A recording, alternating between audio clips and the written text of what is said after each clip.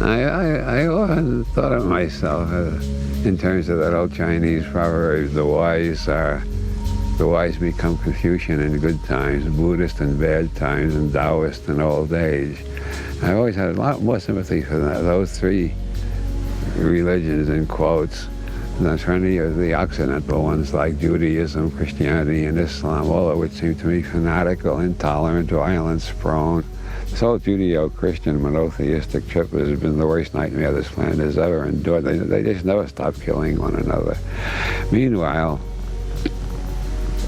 the Confucians, the Taoists, and the Buddhists, each in their own way, have tried to create a peaceful and amicable society. And what I like in Buddhism is the basic idea of forgiveness, because nobody realizes how wonderful it is until they begin to develop some talent at actually doing it.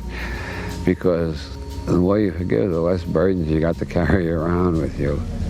When you reach the point where you can forgive everybody, you're almost entirely free of burdens. What's important to me at this point in my life?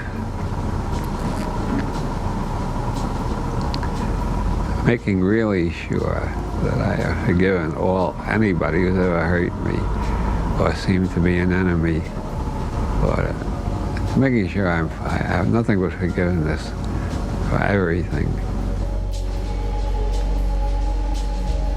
Yeah, I think it's a very liberating experience to realize how little you really know and how much of the time you're just guessing.